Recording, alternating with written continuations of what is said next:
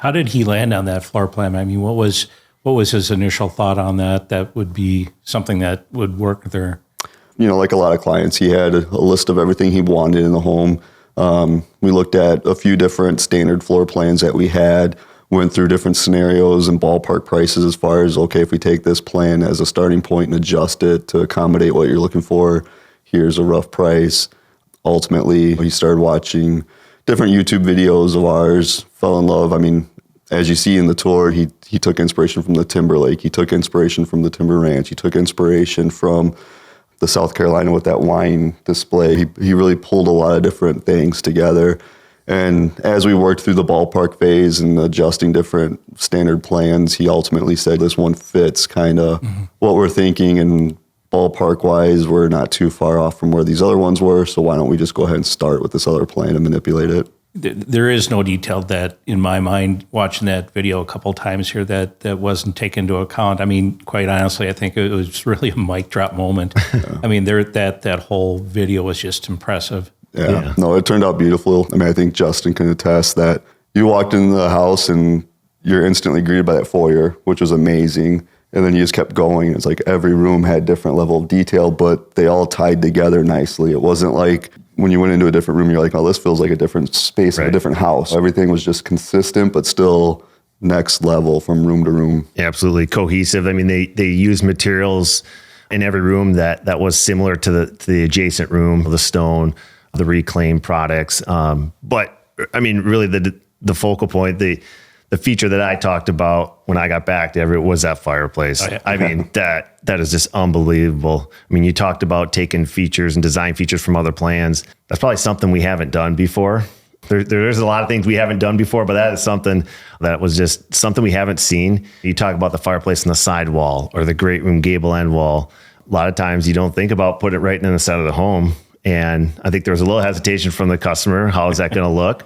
But it's unbelievable. It's awesome. I mean, we're going to see this in future homes. I guarantee it. It is unbelievable. That thing, 14 feet wide, 4 feet deep. Yeah, it was 14 feet wide at the bottom, 4 feet deep. Even as it goes up and kind of tapers, it's still like 8 feet wide up where he had the moose mounted, which is still bigger than like a lot of people's standard fireplaces. Right. And that's what's up at the top. Yeah, I wish I could take all the credit for that, but that was definitely something that was important to the client. They're up in the northern part of New Hampshire. It's kind of a ski area. He wanted something reminiscent to like the old ski lodge where you come in, you can congregate around it. Not only if you're in the kitchen, you can feel the warmth of the fire and enjoy it, but also if you're in the great room. So he threw the idea out like, hey, have you ever put one in the center of the home? And I'm like, well, I don't have any images of something I've done, but I could see how it could work. At first, he thought maybe put it off to the side, kind of where the stairs is in the great room. You could still get the taller hearth and stuff like that, but he's like, you're not really getting that grand feel from it. And he really didn't want it on the feature wall because he had that beautiful view. So now all of a sudden you're obstructing, especially if you made it 14 feet wide. We ultimately settled where it would go kind of in the center of the room, move the staircase over to the side. And I'm like, you might still kind of obstruct the view. It might be kind of heavy, but then by doing that dual-sided fireplace, I mean, that fireplace was 4 feet wide, probably 5-6 feet tall, I think. Yeah. That in itself was basically a window. Oh, yeah. So even when you're in the kitchen, you're looking through that fireplace out the feature wall windows. It's like there was no obstruction at all. It defined the space between the kitchen and the great room, but it still felt open. It still felt connected because of the see-through fireplace, because you have the natural light coming from both ends. You have the great room gable end windows, but then you have the gable end windows in the kitchen. It did not feel like it separated that space at all. I mean, the chase tapered like you talked about. You could enjoy that fireplace from all spaces on that first floor, really from the kitchen and the great room. When we were done filming that day, we sat down at that kitchen island and he lit that fireplace and we were all gathered around there. You had the warm fire on your back. It was just so inviting. It was a great way to end that day of filming. And its location tied down to the lower level perfect too, because then it offered a fireplace for the lower level in the family room without obstructing those windows or those views, but still kind of gave a separation to where he had the bar and the pool table and stuff. So it almost kind of gave that more like the bar space, and then the family room was out by itself. Sometimes you want that open floor plan so that everybody feels like they're part of the conversation. Well, I think you still did with that layout, with having that fireplace there. Like you didn't feel separated, but you still had a little bit of a defined space for the rooms themselves. Yeah, my design and engineering mind immediately into it, like how do we support this thing? You know, like you talk about the lower level fireplace. So we had to design for that fireplace, for that natural stone. Yeah, it does weigh. That fireplace itself is heavy. So all things we should discuss during the design phase.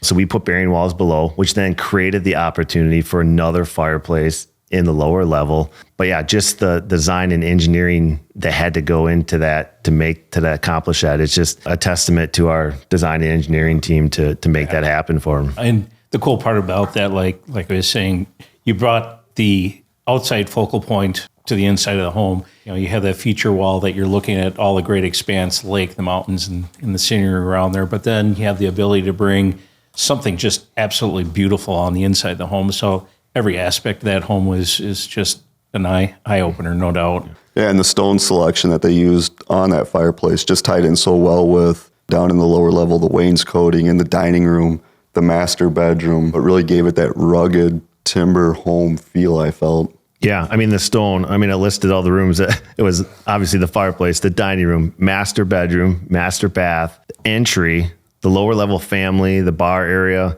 and then the exterior, they had stone on the walkout, the stone pillars. I mean, everything was just cohesive. I mean, I love the usage of stone in there, that natural stone, the natural material, along with the natural wood products. It's just something clients are gravitating towards more. Yeah, they paired it really well, I thought, in each area where it wasn't overwhelming. It was just the right amount. You mentioned the wood and the subtle use of metals throughout each area too. It was very well balanced, I thought. There was just the right amount, so you could just tell the amount of detail and thought and discussion that had been put into the planning of all those areas. And that's a good testament to our process and how we handle that and the importance that we put on all those details in the pre-planning stage. That's something that we do in those meetings, and it really shows in the final product. What you're alluding to here is part of our process is we have some communication with the clientele is to find out how they want to use each room, how they want to live in there. Now, take the master bedroom where it's got that accent wall of all the stone. It's impressive. That's going to draw you right to there as you're coming in the bathroom too. I mean, every part of that is going to be something that they had envisioned. It's not coming from us. How do they want to live in that home? And we're able to set that up for them. And really, it was such an impressive one-off home, completely custom.